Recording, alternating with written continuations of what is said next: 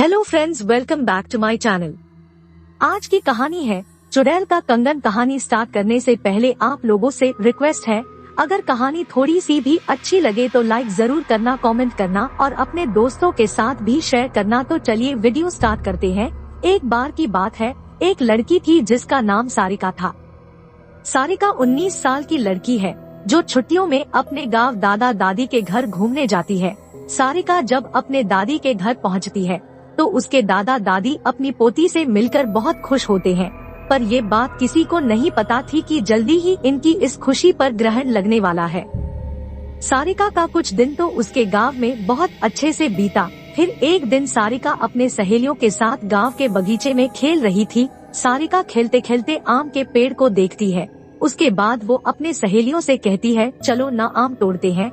सारिका ढेले से आम को तोड़ने की कोशिश करती है और उसका ढेला आम पर लग भी जाता है, जिससे आम गिर जाता है। पर आम गिरते हुए थोड़ी दूर मिट्टी में दबे एक पोटली के पास चला जाता है। सारिका जब आम लेने वहां पहुंचती है तो उसे पोटली का थोड़ा हिस्सा उसे दिखाई देता है।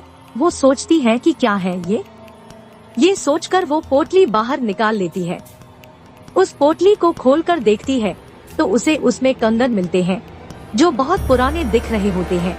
सारिका को तो पता भी नहीं था कि ये कंगन उसकी जिंदगी का सबसे भयानक हिस्सा बनने वाला है। वो कंगन उसे अपने और आकर्षित कर लेता है, जिसकी वजह से वो उस कंगन में अपने घर लेकर चली आती है। घर आकर वो ये सारी बातें अपनी दादी को बताती है और वो कंगन भी दिखाती है। फिर दादी ने जो कहा वो सुनकर सारिका डर से कांपने लगती है।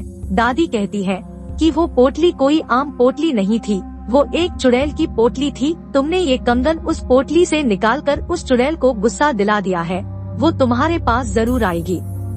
सारिका डरते हुए दादी से बोलती है, मैं समझी नहीं दादी, वो क्यों और कैसे आएगी? दादी ने बोला, ऐसी ही पोटली में भटकती हुई आत्माओं को कैद करके जमीन में गाड़ा जाता है और तुमने उस पोटली को जमीन से निकाला है और उसका कंगन भी तुम लेकर आ गई हो। तुम इस मनहूस कंगन के साथ उस चुड़ैल को भी अपने पीछे ले आई हो। ऐसी भटकती हुई गुस्सैल चुड़ैलें अपना बदला लेती हैं। वो चुड़ैल भी हमसे अपना बदला लेने जरूर आएगी। सारिका इस बात से डरती तो है पर उसे ज्यादा यकीन नहीं होता। वो जाकर अपने कमरे में सो जाती है। उसी रात को करीब 1 बजे उसके कमरे की लाइट जलने बुझने लगती है। सारिका की नींद खुलती है तो देखती है लाइट नहीं है। वो अपने बिस्तर के बगल रखे टेबल पर पानी पीने के लिए मुड़ती है। तभी वो देखती है कि टेबल के पीछे कोने में कोई औरत बैठी है जिसकी आंखें एकदम लाल है और एक तक उसे ही देखी जा रही है। सारिका चिल्लाते हुए अपने दादी के पास जाती है, पर दादी के कमरे में दादी उसको नजर नहीं आती। वो बरामदे में जाती है तो दादी उसको जमीन पर गिरी मिलती है। सारिका अपने दादा को खोजने जाती है पर उसके दादा उसे कहीं नजर नहीं आते। जब वो पूरे घर में अंधेरे में खुद को अकेला पाती है तो डर के मारे बेहोश हो जाती है। सुबह उसकी नींद खुलती है तो उसे अपने दादा दादी दिखते हैं।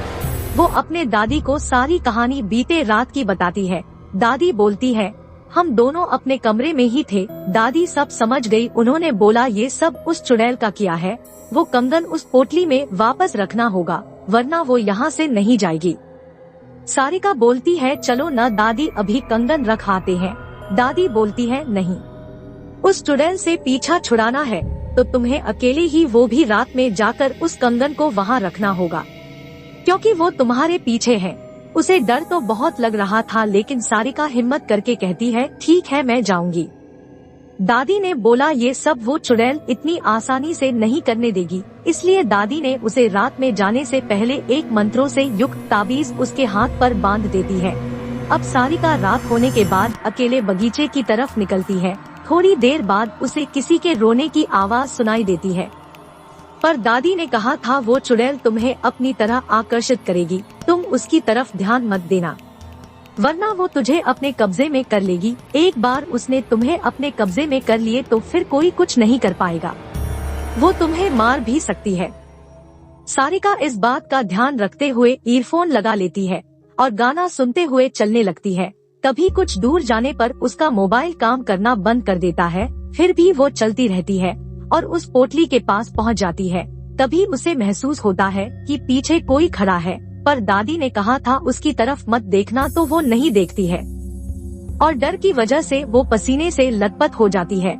फिर वो हिम्मत करते हुए उस पोटली को खोलकर उसमें कंगन रखती है और जमीन में गाड़ देती है और आंख बंद करके बहुत तेजी से वहाँ से भागती है।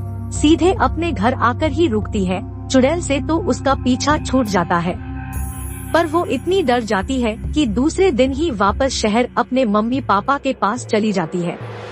उसके बाद से सारिका अपने गांव जब भी आती तो उस बगीचे में भूल कर भी नहीं जाती। सारिका की जिंदगी का वो खौफनाक हिस्सा जिससे वो आज भी सोचने पर डर जाती है। इसी तरह की हॉरर कहानी सुनने के लिए चैनल को अभी सब्सक्राइब करें और बेल आइकन को प्रेस करें। मिलते हैं किसी न्यू हॉरर स्टोरी में, तब तक के लिए बाय बाय।